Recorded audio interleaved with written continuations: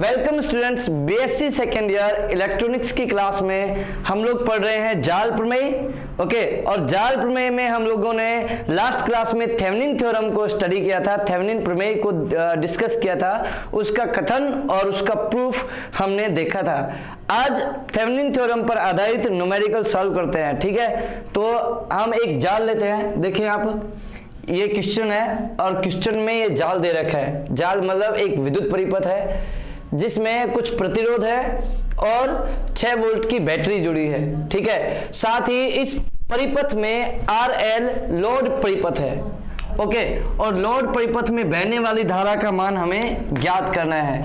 Load परिपथ में बहने वाली धारा का हमें मान ज्ञात करना है। किसका यूज कर थेवेनिन प्रमेय का यूज करके, थेवेनिन प्रमेय का यूज करके हमें यहाँ पर IL का वैल्यू फाइंड आउट करना है। तो थेवेनिन प्रमेय क्या कहता है कि थेवेनिन प्रमेय के अनुसार आप लोड टर्मिनलों को खुला करो।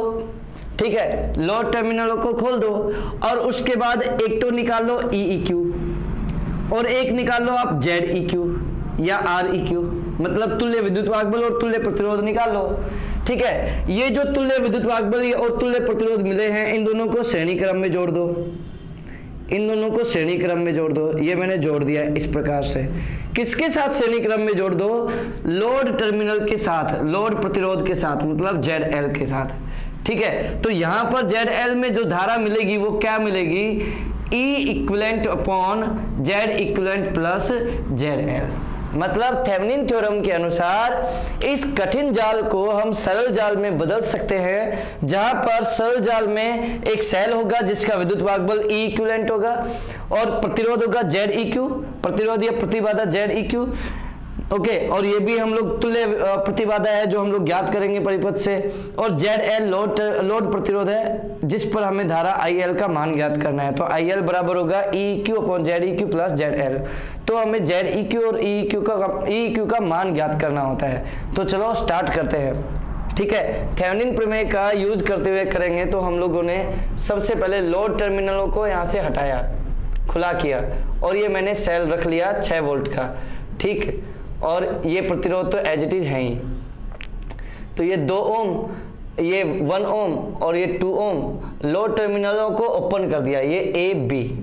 ठीक है, यहां से हम लोग क्या ज्ञात कर सकते हैं? यहां से हम तुल्य विद्युत वाहक बल ज्ञात कर सकते हैं। किस प्रकार से ज्ञात करेंगे वो आप देखें। देखो यहां पर मैं इधर देखूं ना, तो इस सेल से मान लो ये प्लस है, ये माइनस है, तो इधर से I धारा बह रही है। सही, इस पूरे परिपथ में I धारा बहेगी, क्योंकि यदि ये टर्मिनल खुले हैं तो ये जो 1 ओम है ये नहीं जुड़े बराबर है। ठीक है, तो इधर आएगा 6 वोल्ट 6 बटा R1 प्लस R2, 2 प्लस 2 कितना हो जाएगा? 4 बराबर I। सही, तो हम कह सकते हैं यहाँ पर I का मान क्या आएगा? 6 बटा 4 मतलब कि 3 बटा 2 एम्पियर आ जाएगा। किसका मान? I का मान आ गया। ये I का मान कितना आ गया? 3 बटा 2 एम्पियर आ गया। ओके, अब हमें क्या निकालना है? जब हमने लोड टर्मिनलों को खुला कर दिया ना, तो इस समय पर इन लोड टर्मिनलों के मध्य जो विद्युत वाहक बल होगा वही तुल्य विद्युत वाहक बल EQ होगा। तो EQ कैसे निकाल सकते हैं? EQ जो है ना, वास्तव में ये तो है ही नहीं जैसे, और EQ यदि होगा तो वो सीधा इस पर जुड़ेगा, 2 ओम पर जुड़ेगा। सही, तो इधर लिख सकते हैं EQ बराबर, इसमें बहने वाली धारा, तो इसमें तो I धारा ही बह रही है, तो I और इंटू ये प्रतिरोध 2। तो E इक्विवेलेंट बराबर क्या आ जाएगा? 3 बटा 2 इंटू 2, यानी कि 2 से 2 कट जाएगा। तो तुल्य विद्युत वाहक बल कितना आ जाएगा? इधर 3 वोल्ट आ जाएगा। तुल्य विद्युत वाहक बल कितना आ गया? इधर 3 वोल्ट आ गया। तो ये तो मैंने EQ निकाल लिया, तुल्य विद्युत वाहक बल। अब मैं क्या निकालूंगा? तुल्य प्रतिबाधा या प्रतिरोध। तो सेल को तो प्रतिस्थापित कर देंगे उसकी आंतरिक प्रतिबाधा से, यदि है तो, यहाँ नहीं दे रखी है तो छोड़ देंगे, सीधे बस हम लोग एक तार जोड़ देंगे। ओके, और ये मैंने एज इट इज सब जोड़ दिया। लोड टर्मिनलों को यहाँ भी हमने क्या रखा है? खुला रखा है। इस बार जो तुल्य प्रतिरोध होगा, तुल्य प्रतिबाधा होगी, वही ZEQ होगा A और B के सिरों पर। तो ये देखो, ये 2 ओम, ये 2 ओम और ये 1 ओम। आप देख सकते हैं कि 2 ओम ये समांतर क्रम में है इस स्थिति में, और 1 ओम उन दोनों के साथ श्रेणी क्रम में है। तो ZEQ बराबर क्या आ जाएगा? बिल्कुल सही, आप लोग देख ही रहे हैं, क्लियर है ये तो। 1 प्लस 2 इंटू 2 अपॉन 2 प्लस 2, तो Z E Q will be what 1 plus 2 into 2 4 and 2 plus 2 4, then it will be 1, तो जेड ई क्यू बराबर आ जाएगा 2 ओम। जेड ई क्यू कितना आ गया 2 ओम आ गया। Z E Q actually Z प्रतिबाधा के लिए काम में लेते हैं, इधर आर या फिर हम लोग जेड भी ले सकते हैं, मतलब कुछ भी ले सकते हैं, जेड या आर कुछ भी ले सकते हैं। ओके, प्रतिबाधा पर मैंने डिस्कस किया था।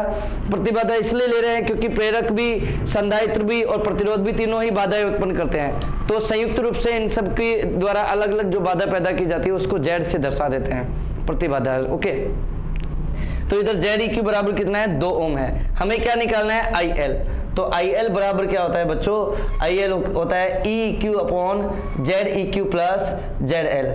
तो देखो ई क्यू कितना आया हमारे पास 3 वोल्ट, जेड ई क्यू कितना आया 2 और जेड एल कितना है प्रश्न में गिवन है 20, तो इधर आपके पास आई एल का मान कितना आ गया 3/40 ampere. This is our answer. Okay, तो इस तरीके से थेवेनिन प्रमेय का यूज करके हम लोग किसी भी इस प्रकार हम लोग थेवेनिन प्रमेय का यूज करके किसी भी लोड टर्मिनल में या लोड प्रतिरोध में धारा का मान ज्ञात कर सकते हैं। तो ओके, अब हम लोग क्या देखेंगे नॉर्टन प्रमेय। ओके, और उसका सबसे पहले हम क्या देखने वाले कथन, ठीक है, उसके बाद हम क्या देखेंगे सबसे पहले कथन। नॉर्टन प्रमेय का कथन क्या है कि विभिन्न स्रोतों और प्रतिबाधाओं से युक्त जटिल जाल को ऐसे सरल जाल से प्रतिस्थापित किया जा सकता है। देखो जैसे कोई ये जटिल जाल है, ठीक है, इसमें एक लोड प्रतिरोध ZL जुड़ा है, तो इस जटिल जाल को ऐसे सरल परिपथ से सरल जाल से प्रतिस्थापित किया जा सकता है जिसमें क्या क्या जुड़े हो, एक धारा स्रोत जुड़ा हो जिससे धारा कितनी मिल रही है तुल्य धारा I इक्विवेलेंट, जिसमें एक धारा स्रोत जुड़ा हो और इसके समांतर क्रम में एक प्रतिबाधा जुड़ी हो। कौन सी प्रतिबाधा, तुल्य प्रतिबाधा जेड ई क्यू जुड़े हो। सही है, और ये धारा स्रोत और प्रतिबाधा किस लोड प्रतिरोध के साथ या लोड टर्मिनल के साथ किस क्रम में जुड़े होने चाहिए, समांतर क्रम में जुड़े होने चाहिए। सही है, तो कथन क्या है कि किसी जटिल जाल को ऐसे सरल जाल से बदला जा सकता है जिसमें एक धारा स्रोत हो, एक प्रतिबाधा हो, ये प्रतिबाधा जो है ये तुल्य प्रतिबाधा होगी इस पूरे जाल की। सही, और आई ई क्यू जो है वो तुल्य धारा होगी इस जाल की। सही है, इस जटिल जाल को इस सरल जाल से बदला जा सकता है जिसमें एक धारा स्रोत हो और एक प्रतिबाधा हो और ये दोनों के दोनों समांतर क्रम में जुड़े हों आपस में भी, और जेडएल के भी किस क्रम में जुड़े हों, समांतर क्रम में जुड़े हों। इस प्रकार के परिपथ से जटिल जाल को बदला जा सकता है। ये क्या था, नॉर्टन प्रमेय का कथन। सही, अब इसका प्रूफ हमें देखना होता है, लेकिन प्रूफ हम लोग नेक्स्ट क्लास में देखेंगे। प्रूफ और इसका एग्जाम्पल दोनों ही हम लोग अगली क्लास में देखने वाले हैं।